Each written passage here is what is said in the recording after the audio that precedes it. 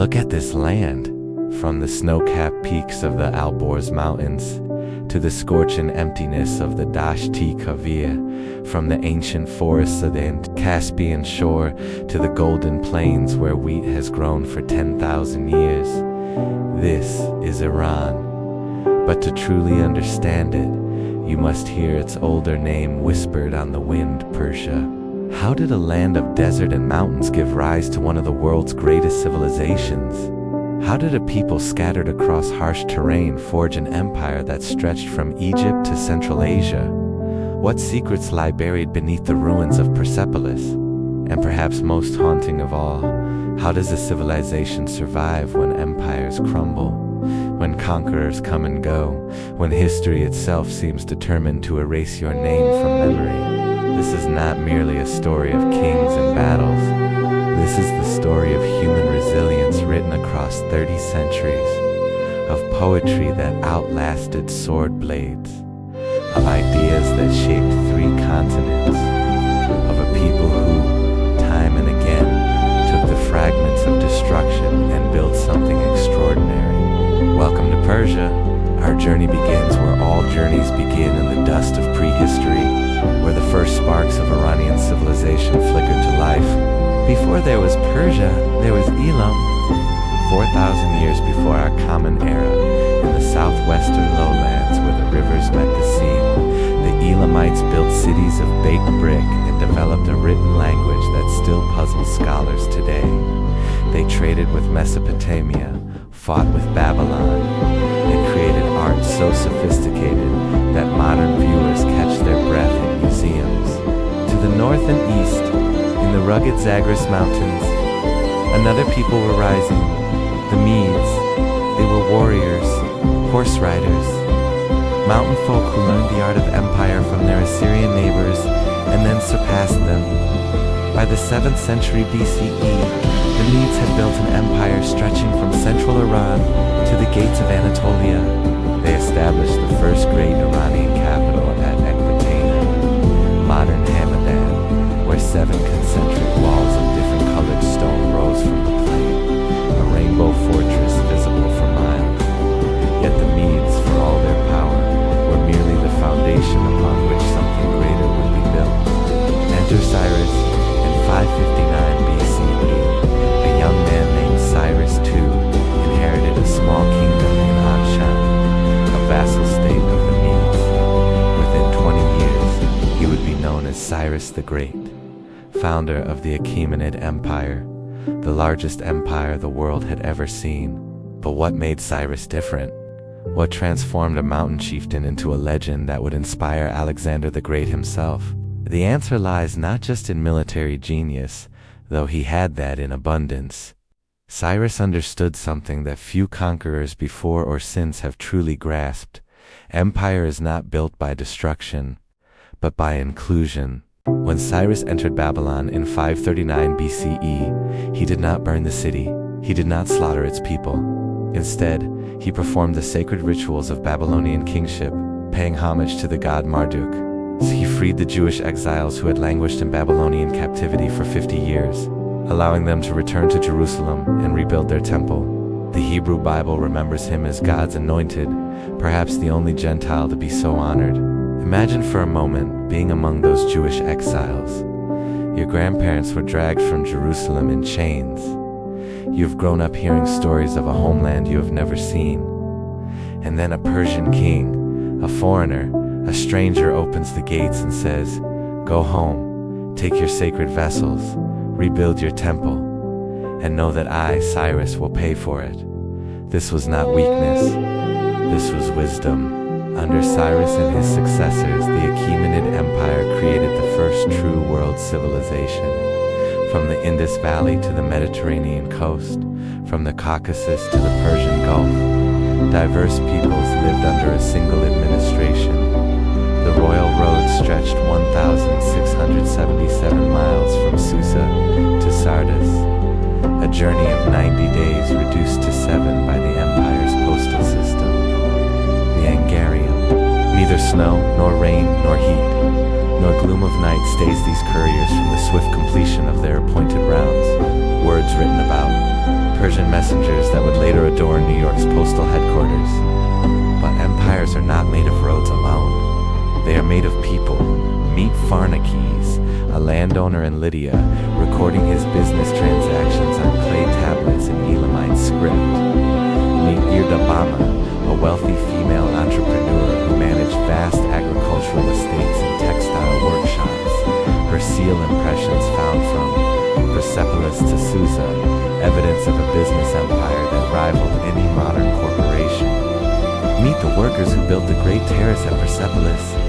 Their rations carefully recorded: lamb, flour, wine. Beer-skilled laborers from across the empire, paid fairly, their names preserved in cuneiform. And then there was Darius. If Cyrus was the founder, Darius I was the architect.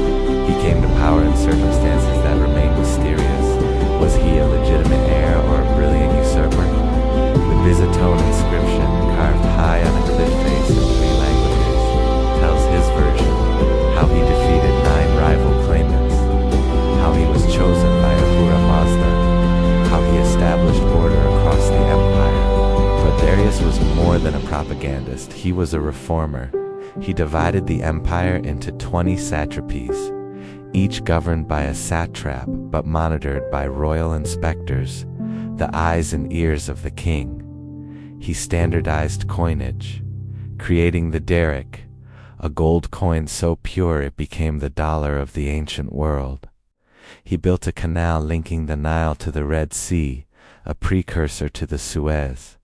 He sent ships to explore the coast of India and the waters around Arabia. And he built Persepolis. Imagine approaching this city for the first time. You have traveled for weeks across mountains and deserts, and then, rising from the plain, you see it, a vast artificial terrace, supported by massive retaining walls, approached by a double staircase so gentle that horses could ascend it. Columns 40 feet high, topped with carved bulls and lions. Reliefs depicting the peoples of the Empire Ethiopians with elephant tusks. Lydians bearing gold vessels, Scythians in their pointed capsule coming to pay homage to the King of Kings. This was not merely a palace. It was a statement. Here in this place the world comes together. But even empires of stone crumble. In 330 BCE, a young Macedonian prince named Alexander led his army into Persia. At Gaugamela, on a dusty plain near modern Mosul, he faced Darius III, the last Achaemenid king. The Persian army was vast, perhaps 1 million men, with chariots, elephants, cavalry. But Alexander was fearless, reckless, brilliant. He drove straight for Darius himself, and the Persian king fled. Persepolis fell. The palace that had taken generations to build burned in a single night, whether by accident, as Alexander claimed, or in revenge for Persian burning of Greek temples, as others said. Darius was murdered by his own governors, dying in a cart as a fugitive in his own realm. Alexander stood at Cyrus's tomb and read the inscription there. "Oh man, I am Cyrus, son of Cambyses, who founded the empire of the Persians and was king of Asia. Do not grudge me my monument." The Macedonian wept. He ordered the tomb restored. He took Achaemenid customs, dress, and administration, merging them with Greek culture to create the Hellenistic world. The Persian Empire had fallen, but Persian civilization? That was just beginning its long journey through history. In the beginning there was chaos, or rather, there was the choice between chaos and order, a choice that lay at the heart of the most influential religion ever to emerge from ancient Iran. We do not know exactly when Zarathustra lived. Ancient Greek sources suggested 6,000 years before their time. Modern scholars debate between 1500 and 600 BCE.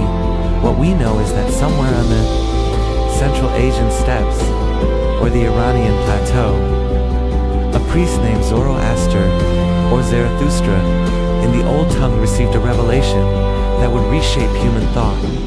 He saw a universe divided not between many gods, but between 2 fundamental forces, Asha, truth and order, and Drudge, the lie and chaos. He saw a single supreme deity, Ahura Mazda, wise Lord, creator of all that is good. And he saw human beings not as playthings of fate, but as active participants in a cosmic struggle, each choice, each word, each deed tipping the balance toward light or darkness. This was revolutionary in a world where gods were capricious, where fate was inexorable, where ritual sacrifice might or might not please divine powers. Zoroaster offered ethics, good thoughts, good words, good deeds, the three pillars of Zoroastrian life. It's the individual soul, judged after death. Crossing the Chinvet Bridge wide as a beam of light for the righteous, narrow as a razor's edge for the wicked. Imagine the impact of these ideas. A religion that said kings were not gods, but mortals subject to the same moral law as peasants. A faith that elevated agriculture as a holy act, fighting chaos by creating order, turning desert into garden. It's a theology that envisioned history not as endless cycles, but as linear progression toward a final redemption. When the Saoshyant would come, the dead would rise, and evil would be finally destroyed. These concepts flowed outward like water, shaping Judaism during the Babylonian exile, influencing Greek philosophy through thinkers like Empedocles, providing imagery that would resurface in Christianity and Islam. The three wise men who came to Bethlehem, Zoroastrian priests, magi, following a star. The devil as a personification of evil, derived from Ahriman, the destructive spirit. Heaven and hell as destinations for souls. Linear time moving toward apocalypse.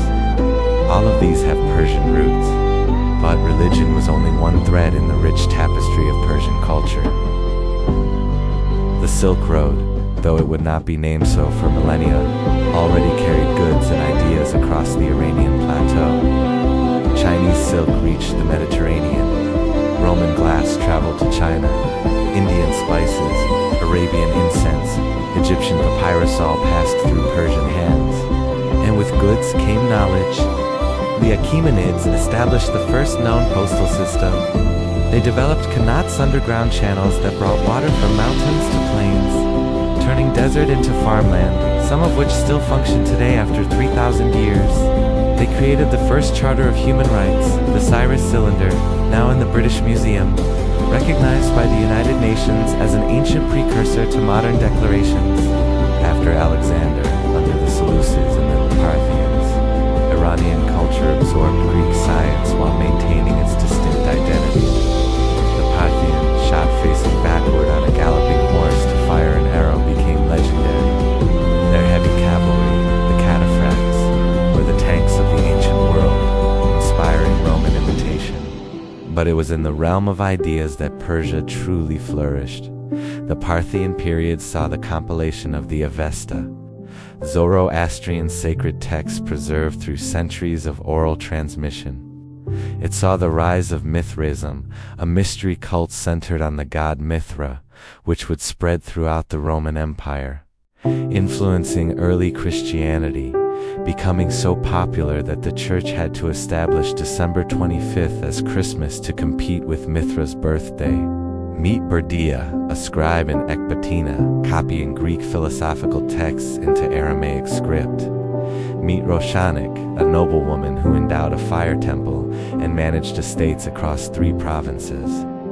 Meet the anonymous engineers who maintained the Qanats, whose knowledge was passed father to son, generation to generation, ensuring that life could exist in the desert. And then, in the 3rd century CE, a new dynasty arose that would consciously revive Persian glory and Zoroastrian orthodoxy.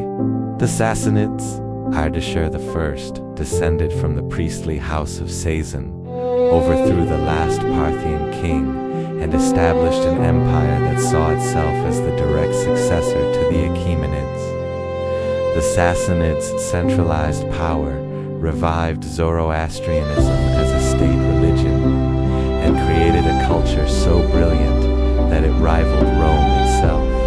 Ctesiphon, their capital on the Tigris, boasted the largest vaulted hall in the world, the Tak Kasra, its arch spanning 86 feet, standing today as a ghost of Sassanid ambition. Their silver work, depicting royal hunts and court ceremonies, is among the finest metalwork ever created. Their rock reliefs at Nashi, Rustem, and Bishopur show kings receiving the ring of power from Ahura Mazda himself, or triumphing over Roman emperors. Yes, Rome. For 4 centuries, the Sassanid and Roman empires were locked in an exhausting dance of war and diplomacy. Shapar I captured the Roman emperor Valerian alive, humiliation Rome never forgot. Khosrow I, called Anusharuan the Just, reformed taxation, patronized philosophy, and received refugees from the closing of the Platonic Academy in Athens. His reign marked the golden age of Sassanid civilization. But golden ages contain the seeds of their own ending.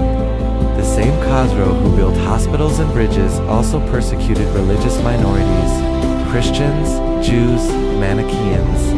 The empire's obsession with religious orthodoxy would prove fatal when a new force emerged from the Arabian desert, carrying a new revelation. Before we follow that story, pause to consider what was at stake. The Sassanids represented the culmination of ancient Iranian civilization, thousands of years of accumulated knowledge, art, and religious tradition. Their fall would be traumatic. Their survival, in transformed ways, would be miraculous. In 632 CE, the Prophet Muhammad died in Medina. Within a decade, Arab armies had burst from the Arabian Peninsula, shattering the Byzantine and Sassanid empires with bewildering speed. The Battle of Qadisiyah, 636 CE. A sandstorm struck the Sassanid army at the decisive moment. The Persian commander Rostam was killed. The Arabs pressed forward, capturing Ctesiphon, reaching the Iranian plateau itself. Imagine being a Zoroastrian noble in those years. Your emperor, Yazdegerd III, fled eastward, seeking refuge among Central Asian princes, only to be murdered in a miller's hut near Merv. Your religion, which had been the foundation of state and society for a millennium, suddenly found itself one faith among many, no longer protected by imperial power. Your language, Middle Persian, began to absorb Arabic words, to shift and change, eventually becoming New Persian, but that would take centuries. Yet conquest is not the same as conversion, and destruction is never complete. The Arab conquest of Iran was remarkably swift militarily, just 15 years from first invasion to last Sassanid death, but cultural transformation took generations. For 2 centuries, Iran remained predominantly Zoroastrian. Arabic was the language of administration and religion, but Persian survived in homes, in poetry, in the memories of a proud people. And then something extraordinary happened. The Iranians took the religion of their conquerors and made it their own. The Abbasid Revolution of 750 CE, which moved the Islamic capital from Damascus to Baghdad, was in many ways an Iranian restoration. The new caliphs relied on Persian administrators, adopted Persian court customs, and patronized Persian culture. The Barmakid family, descended from Buddhist monks, served as viziers to Harun al-Rashid. Persian became not just a spoken language, but a literary one, the language of the court, of poetry, of high culture. This was the beginning of the Persian Renaissance.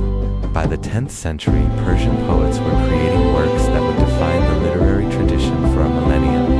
Rudaki, the Adam of poets, sang of love and wine and the beauty of the world. Fordowsi, working in the 11th century, undertook a monumental task to preserve the pre-Islamic history of Iran in poetry, creating the Shahnameh, the Book of Kings. For 30 years, Ferdowsi worked, fusing Arabic words, mining ancient sources, weaving legend and history into 50,000 couplets. He wrote of Rostam and Sohab, of tragic fathers and doomed sons, of kings just and unjust, of the eternal cycle of power and loss. When he presented his work to the Sultan Mahmud of Ghazni, he was rewarded with silver legends as he gave it to a bath attendant in a sherbet cellar, preferring their honest gratitude to the Sultan's stinginess. The Shahnameh became Iran's national epic, memorized in coffee houses, illustrated in magnificent manuscripts, referenced in political discourse to this day. It preserved a pre-Islamic identity within an Islamic framework, a feat of cultural alchemy that ensured Iranian civilization would survive not by resisting Islam, but by transforming it. Medieval Iran was a mosaic of cultures and faiths. Ismailis, Twelver Shia, Sunnis, Zoroastrians, Jews, Christians, and Manichaeans all found spaces to exist uneasily, sometimes violently but persistently. The Buyid dynasty, Shia Persian warlords who ruled Baghdad itself in the 10th century, restored ancient Persian titles and patronized Shi'ism while maintaining the caliphate as a figurehead. Bukhara revived Persian as a literary language and welcomed the refugee Rudaki to their court. And then came the invasions that would test Iranian resilience to its limits. The Seljuk Turks, converted to Sunni Islam, swept across Iran in the 11th century, establishing a vast empire that stretched to the Mediterranean. They were followed by the Mongols. Genghis Khan's armies reached Iran in 1219. The destruction was apocalyptic. The great cities Merv, Nishapur, Herat were destroyed. Population estimates suggest Iran lost 3/4 of its people. Irrigation systems built over millennia were wrecked. Libraries burned. The Khanates fell into ruin. The Islamic Golden Age, centered in Baghdad, ended with the city's sack in 1258. The caliph rolled in a carpet and trampled by horses. The House of Wisdom destroyed. So many books thrown into the Tigris that the river ran black with ink. How does a civilization survive such trauma? The Mongol Ilkhanate, established in Iran, eventually converted to Islam and became patrons of Persian culture. Ghazan Khan, who ruled 1295 to 1304, restored irrigation, established hospitals, and sponsored the great historian Rashid Aldan to write a history of the world. The Mongols brought Chinese artistic influences, blue and white ceramics, miniature painting techniques that would transform Persian art, but the trauma left scars. Iranian Shi'ism, which had been developing since the Buyid period, took on new forms in the aftermath of destruction. The Safavid dynasty, which emerged from a Sufi order in Azerbaijan, would make Shi'ism the official religion of Iran and create a new imperial synthesis. Ismail I, crowned Shah in 1501 at age 14, conquered Iran with the ferocity of faith. He and his Kizilbash warriors, red heads, named for their distinctive turbans, established 12 Shi'ism as the state religion, importing scholars from Lebanon, Bahrain, persecuting Sunnis and Sufis, creating a unified religious identity that would define Iran against its Ottoman and Uzbek neighbors. His son Tamas presided over the golden age of Safavid art. The Shah himself was a skilled calligrapher and painter. The court at Kazvin, and later Isfahan, attracted artists from across the Islamic world. The Armenian community of New Jolfa, established by forced migration but granted commercial privileges, became a hub of international trade, connecting Iran to Europe, India, and Russia. Meet Reza Abbasi, the master painter who revolutionized the Persian miniature, creating intimate scenes of lovers, youths, and elders with unprecedented psychological depth. Meet Mullah Sadra, the philosopher who synthesized Ibn Arabi's mysticism with peripatetic philosophy, creating a school of thought that still influences Iranian intellectual life.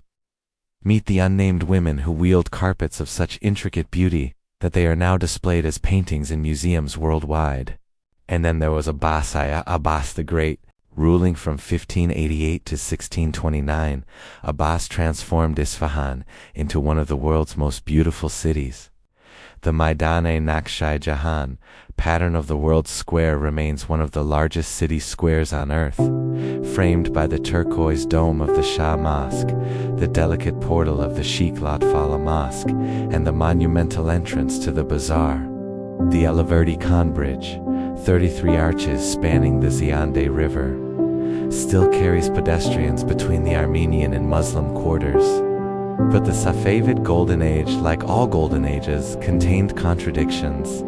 The same religious uniformity that created a strong state identity also fostered intolerance. The brilliant philosopher Mir Damad and his student Mullah Sadra had to be careful in their metaphysical speculations. The Jewish community faced periodic persecution. Women, despite their economic roles, were increasingly confined to domestic spaces. In 1722, a small Afghan army captured Isfahan. The Safavid dynasty collapsed. Nadir Shah, a brilliant military adventurer, restored Iranian independence, but could not establish lasting institutions. His assassination in 1747 ushered in a half-century of chaos. Unfregnum, the Iranians call it, when the center did not hold. But the center would be rebuilt. The Qajar dynasty, Turkic tribal leaders from the north, established their capital in Tehran, a small town that would become a great city, and entered the 19th century facing a new kind of challenge, Europe. In 1804, the First Russo-Persian War began. For the Qajar dynasty, founded just 7 years earlier, it was a brutal introduction to modern warfare. The Russian army, disciplined and equipped with modern artillery, defeated Persian forces trained in traditional cavalry tactics. By 1813, the Treaty of Gulistan forced Iran to cede Georgia, Dagestan, and most of the Caucasus territories that had been Iranian for millennia. This was the beginning of what Iranians call the Century of Humiliation. The 19th century brought European powers, Russia expanding south, Britain protecting India into constant intervention in Iranian affairs. The Qajar Shahs, often weak and indebted, granted concessions to foreign companies, the tobacco monopoly to a British firm in 1890, the oil rights to William Knox Darcy in 1901. Iranian wealth flowed outward. Iranian sovereignty eroded. But this was also the century of Iranian awakening. The Babi movement, emerging in the 1840s, represented a radical challenge to religious orthodoxy. The Bab Gate claimed to be a new prophet, abrogating Islamic law, preaching equality of women and men, abolishing priesthood. The movement was crushed with horrific violence. The Bab executed by firing squad in 1850, thousands of followers massacred. But from its ashes rose the Baha'i faith, which would spread globally while facing persecution in its homeland. More secular reformers sought to modernize Iran through constitutional government. The Constitutional Revolution of 1905 to 1911 created Iran's first parliament, the Majlis, and a constitution limiting royal power. It was a messy, violent process. 2 shahs were deposed. Russian troops shelled the parliament. Constitutionalists fought royalists in civil war. But the constitution survived, establishing principles of representative government and the rule of law that Iranians would reference for generations. Meet Mirza Malcolm Khan, the Freemason diplomat who promoted constitutionalism through his newspaper Konan Law. Meet Bibi Kona Mastarabadi, who founded Iran's first school for girls in 1907, challenging centuries of gender segregation. Meet the anonymous constitutional fighters who died in the trenches of Tabriz, holding out for months against royalist siege. The discovery of oil in 1908 at Masjid Soliman transformed Iran's economy and geopolitical significance. The Anglo-Persian Oil Company, later British Petroleum, developed the fields, built the world's largest refinery at Abadan, and extracted wealth that barely touched Iranian lives. Reza Khan, a Cossack officer who seized power in 1921 and crowned himself Reza Shah in 1925, would use oil revenues to build a modern state, railways, factories, a modern army, compulsory education. Reza Shah was a dictator inspired by Ataturk's Turkey. He banned the veil, required Western dress, suppressed ethnic minorities, imprisoned opponents, but he was also a nation builder. The Trans-Iranian Railway, completed in 1938, linked the Persian Gulf to the Caspian. Tehran University, opened in 1934. Railway, completed in 1938, linked the Persian Gulf to the Caspian. Tehran University University opened in 1934. The legal system was modernized, replacing religious courts with civil ones. For the first time, a centralized Iranian state reached into villages and nomadic camps, registering births, conscripting soldiers, collecting taxes. But Reza Shah's alignment with Germany led to his downfall. British and Soviet forces invaded Iran in 1941, securing supply lines to the Soviet Union. Reza Shah abdicated in favor of his son, Mohammad Reza, and went into exile, dying in South Africa, a broken man. The young Mohammad Reza Shah presided over a period of political opening, and then, after 1953, tightened control. That year, Prime Minister Mohammad Mossadegh, who had nationalized the oil industry, was overthrown in a coup orchestrated by British and American intelligence. The Shah returned from brief exile, and the oil industry was reorganized with international participation but Iranian control. The 1953 coup left deep scars in Iranian political consciousness. It confirmed suspicions of foreign interference, created martyrs for the nationalist left, and ultimately pushed opposition toward religious channels when secular ones were closed. Mohammad Reza Shah, dependent on American support, embarked on the White Revolution of the 1960s: land reform, literacy corps, women's suffrage, industrialization, that transformed Iranian society, while his secret police, Savak, eliminated political opposition. Iran in the 1970s was a study in contrasts.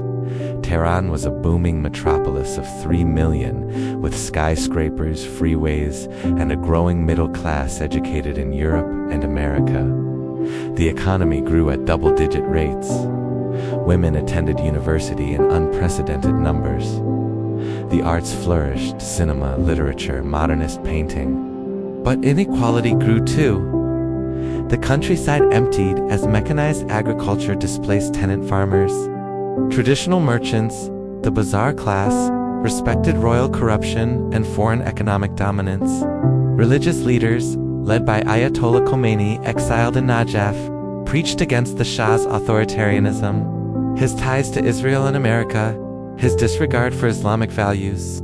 Meet Ali, a village boy who walked to Tehran seeking work, finding only a slum on the southern edge of the city. Meet Farideh, a university student excited by modern ideas, but harassed by Savak for her political activities. Meet a bazaar merchant watching his profits taxed to fund royal extravagance, while foreign companies dominated the economy. Meet a cleric in Qom studying the traditions of Shiite protest against unjust rulers, waiting for the moment of opportunity. A government newspaper slandered Khomeini. Religious students protested. Dozens were killed in Qumeh. The 40-day mourning cycle of Shiism turned individual deaths into escalating demonstrations. Cinema wrecks in Abadan burned, killing hundreds blamed on the government by opposition, on religious fanatics by the regime. Strikes paralyzed the oil industry. The Shah, diagnosed with cancer, seemed paralyzed, unable to decide between concession and repression. By December 1978, millions marched in the streets of Tehran and other cities, calling for the Shah's overthrow and Khomeini's return. Independence, freedom, Islamic Republic. The slogan united liberals, leftists, and Islamists in temporary alliance. The Shah left Iran in January 1979, never to return. Khomeini flew from Paris to Tehran in February, greeted by millions. The Iranian Revolution was not yet complete. Revolutionary committees seized neighborhoods. The military fractured. Kurds, Turkmen, and Arabs sought autonomy. Leftist guerrillas attacked the new regime. In November 1979, the students occupied the American embassy, holding 52 hostages for 444 days, a crisis that ruptured Iranian-American relations permanently. But by 1980, the Islamic Republic was established. A new constitution gave supreme authority to a faqih, a jurist. Khomeini himself oversight over all state institutions. The revolution had begun with a broad coalition. it ended with clerical control. Then came the invasion. Saddam Hussein's Iraq, seeing revolutionary chaos, attacked in September 1980, seeking to seize the Shat al-Arab waterway and perhaps Khuzastan's oil fields. What Saddam expected to be a quick victory became an 8-year war of attrition, the longest conventional war of the 20th century, costing 1 million lives. The Iran-Iraq War defined the Islamic Republic's early years. Human wave attacks by revolutionary volunteers cleared minefields. Missiles struck Tehran and Baghdad. The War of the Cities terrorized civilians. Chemical weapons killed thousands at Halabja. Oil tankers were attacked in the Gulf. Yet the war also consolidated the new regime. Nationalism and religion merged in defense of the homeland.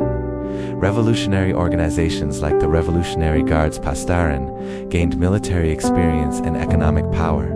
The population rallied around the government against foreign aggression. And when the war ended in 1988, when Khomeini drank the poisoned chalice of accepting a ceasefire he had long rejected, the Islamic Republic had survived its baptism by fire. Ayatollah Khomeini died in 1989. Millions attended his funeral, so many that his body was nearly dropped. So intense was the grief and the press of the crowd. He had led the revolution, survived the war, and established a system that seemed secure. But what kind of system was it, and what would it become? The Constitution of the Islamic Republic created unique institutions. The supreme leader, a cleric, controlled the military, judiciary, and state media. The president, elected by popular vote, managed the economy and administration. The Majlis passed laws subject to review by the Guardian Council, which ensured compatibility with Islamic law. The Expediency Council resolved disputes between these bodies. It was neither dictatorship nor democracy, but a complex hybrid of republic with limited popular sovereignty. An Islamic state with contested interpretations of Islam. The 1990s brought reconstruction after war. Hashemi Rafsanjani, president from 1989 to 1997, pursued economic liberalization while maintaining political control. Mohammad Khatami, elected in 1997 on a platform of reform, promised a dialogue of civilizations and greater social freedom. His presidency saw an explosion of newspapers, films, and cultural production, what became known as the Tehran Spring. But the reform movement hit a wall. Conservative institutions, the leader, the Guardian Council, the Revolutionary Guards, blocked legislation and imprisoned reformists. The 1999 student protests, sparked by closure of a reformist newspaper, were crushed. Khatami left office in 2005 frustrated, his reforms largely undone. Then came Mahmoud Ahmadinejad, the mayor of Tehran, elected president in 2005, represented a new generation, revolutionary, populist, confrontational. He denied the Holocaust, called for Israel's destruction, and pursued a nuclear program that brought international sanctions. His 2009 re-election sparked the Green Movement, millions protesting electoral fraud, wearing green in support of reformist candidate Mir Hossein Mousavi. The government's response was harsh. Dozens were killed, thousands arrested. Opposition leaders were placed under house arrest status that would last for years. The Green Movement was suppressed, but it revealed deep divisions within Iranian society. The nuclear issue dominated the 2010s. Iran had begun a nuclear program under the Shah, continued it secretly after the revolution, and pursued uranium enrichment that Western powers feared would lead to weapons capability. Sanctions crippled the economy. Oil exports fell, currency collapsed, inflation soared. Yet the program continued, seen by the regime as a symbol of national pride and technological achievement. The 2015 Joint Comprehensive Plan of Action, the Iran nuclear deal, offered hope. Iran accepted limits on its nuclear program in exchange for sanctions relief. President Hassan Rouhani, elected in 2013 on a promise of economic recovery, delivered the agreement. But when the United States withdrew from the deal in 2018 under President Trump and reimposed sanctions, the economic benefits evaporated. Meet Farhad, an engineer in Isfahan, watching his salary lose value month by month as the rial collapsed. Meet Mariam, a teacher, unable to afford medicine for her mother because of shortages. Meet the young people, 60% of the population under 30 educated, connected to the world through VPNs and satellite dishes, frustrated by economic stagnation and social restrictions. The 2017 to 2018 protests, spreading from Mashhad to dozens of cities, were different from the Green Movement. These were economic protests, often in working-class neighborhoods, sometimes explicitly criticizing the regime's foreign interventions, while domestic needs went unmet. Not Gaza, not Lebanon, my life for Iran. The slogan suggested a shift from revolutionary solidarity to domestic priority. The 2019 protests, triggered by fuel price increases, were met with lethal force. Hundreds killed, the internet shut down for days. The 2022 Woman, Life, Freedom movement, sparked by the death of Mahsa Amini in morality police custody, brought women to the forefront, removing headscarves in public, demanding death to the dictator. These protests revealed a society in transformation. The compulsory hijab, enforced since 1983, was increasingly ignored in urban areas. The young generation, born after the revolution, felt no loyalty to its slogans. Women were at the forefront of change, challenging the patriarchal foundations of the Islamic Republic. Yet the regime adapted. It developed sophisticated surveillance technologies. It maintained support among rural populations and religious conservatives. It expanded its regional influence, supporting Assad in Syria, Houthi rebels in Yemen, Hezbollah in Lebanon, Shia militias in Iraq, creating an axis of resistance against American and Israeli power. And it continued to advance its nuclear program, enriching uranium to 60%, just short of weapons grade, while denying any intention to build weapons. The balance of terror with Israel grew more precarious, with direct clashes in 2024 raising fears of wider war. The Islamic Republic, in its fifth decade, faces existential questions. Can it satisfy the economic and social demands of a young, educated population while maintaining ideological purity? Can it sustain regional ambitions while under crushing sanctions? Can it evolve without collapsing, as the Shah's regime collapsed before it? Look at Iran today, not the Iran of headlines and crisis, but the Iran of 85 million people living their lives, creating their futures, maintaining connections to a past that stretches back to the dawn of civilization. Tehran is a metropolis of 15 million sprawling against the mountains, choked with traffic and smog, but also vibrant with cafes, galleries, and startups. The Tehran Museum of Contemporary Art holds one of the world's finest collections of Western modernism. Pollock, Warhol, Rothko, acquired before the revolution and rarely displayed. The City Theater hosts performances that push the boundaries of censorship. Underground music scenes produce hip-hop, heavy metal, and electronic music that circulates through social media. Isfahan remains one of the world's most beautiful cities. The bridges over the Ziande River, when water flows, still host evening gatherings of singers and poets. The Imam Square, built by Abbas the Great, is a UNESCO World Heritage Site where families picnic, children play, and the turquoise domes reflect the changing light. Isfahan remains one of the world's most beautiful cities. The bridges over the Ziande River, when water flows, still host evening gatherings of singers and poets. The Imam Square, built by Abbas the Great, is a UNESCO World Heritage Site where families picnic, children play, and the turquoise domes reflect the changing light. The bazaar still functions, not as a tourist attraction, but as a living economic network where carpets are traded, copper is beaten, and spices are sold. Iranian science has survived sanctions and thrived. The country produces more scientific papers than any other Middle Eastern nation. Iranian mathematicians, like Mariam Mirzakhani, the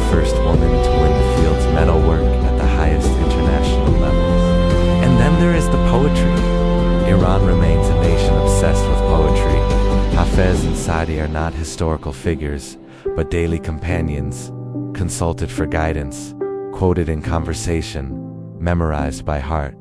The 14th century Hafiz is read at Nowruz, at weddings, at funerals. His verses about love and wine and the divine are simultaneously secular and sacred, personal and universal. To be Iranian is to carry this poetry within you, to recognize in its metaphors the contours of your own experience. Nowruz, the Persian New Year celebrated on the spring equinox, predates Islam by millennia and survives as a national holiday. The Hafsin table, with its 7 symbolic items beginning with the Persian letter S, is set in homes across Iran, across ethnic and religious lines. The rituals, cleaning the house, visiting elders, exchanging gifts, connect modern Iranians to their ancient past. The Iranian diaspora, estimated at 5 million, stretches from Los Angeles, Tehrangeles, to London, Dubai, and Sydney. They include Nobel laureates, Silicon Valley entrepreneurs, filmmakers, and writers. They maintain connections to homeland through satellite television, social media, and remittances. They embody the cosmopolitan tradition of Iranian civilization, the ability to adapt and thrive in new environments while maintaining cultural identity. Meet Layla, a molecular biologist in Boston, video calling her grandmother in Shiraz every week. Meet Reza, a second-generation Iranian-American, learning Persian to read Hafiz in the original. Meet the refugees who crossed mountains and seas to reach Europe, carrying smartphones and engineering degrees, seeking what their ancestors sought on the Silk Road: opportunity, safety, a future. Contemporary Iranian art bridges ancient and modern. Artists like Shirin Neshat, working in exile, explore gender and power through photography and film. Painters like Khosrow Hassanzada transform traditional themes warriors, martyrs into pop art. Street art appears on Tehran walls, sometimes tolerated, sometimes painted over, always regenerating. Iranian cinema, despite censorship, produces world-class films. Abbas Kiarostami, who died in 2016, was perhaps the most influential art filmmaker of his generation. Asghar Farhadi has won 2 Academy Awards for Best Foreign Language Film, exploring moral complexity in ordinary lives. Jafar Panahi, banned from filmmaking and travel, continues to create, smuggling films out of the country on flash drives hidden in cakes. These artists embody Iranian resilience, the capacity to create beauty under constraint, to find truth in limitation, to maintain human dignity in difficult circumstances. They are heirs to a tradition that includes the prisoners of the Shah who wrote poetry in Evin prison, and the prisoners of the Islamic Republic who do the same today. Iran's role in the region remains central. It is not merely a Persian state, but a multi-ethnic empire.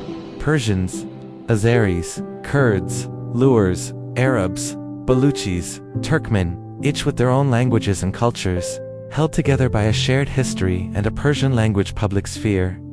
This diversity is both strength and challenge, as ethnic movements in Kurdistan and Baluchistan demonstrate. The question of Iran's future is open. Will the Islamic Republic evolve toward greater openness, or tighten control? Will economic pressure force compromise, or entrench resistance? Will the young generation find ways to reform the system? Or will pressure build toward another revolutionary rupture? What is certain is that Iranian civilization will continue. It has survived Alexander and the Mongols, the Arab conquest, and the Taliban. It has absorbed Buddhism and Hellenism, Islam and modernity. It has maintained a distinct identity across 3 millennia, contributing to world culture even when political power waned.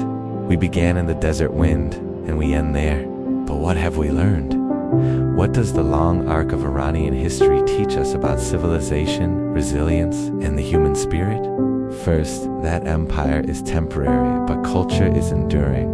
The Achaemenids, the Sassanids, the Safavids, the Qajars, the Pahlavis, all rose and fell.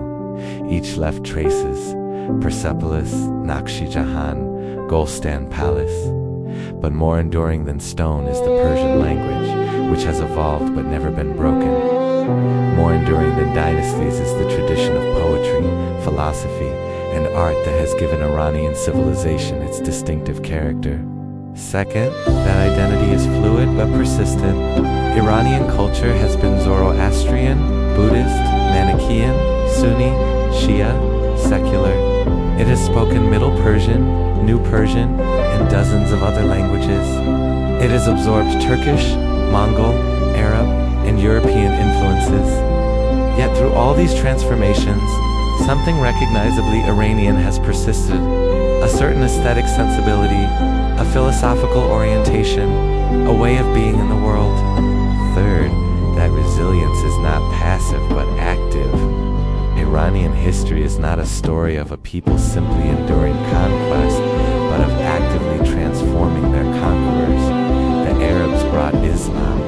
The Iranians created a distinctly Persian Islam that reshaped the religion globally. The Mongols brought destruction. The Iranians channeled Mongol energy into new artistic and administrative forms. Modernity brought European dominance.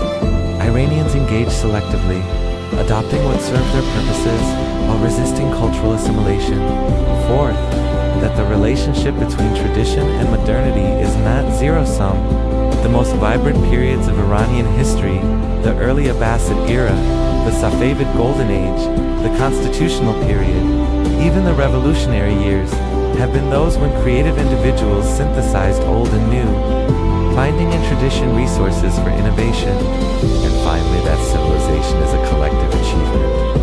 We have met kings and poets, soldiers and scholars, merchants and craftsmen, women and men, urban and rural, across 30 centuries.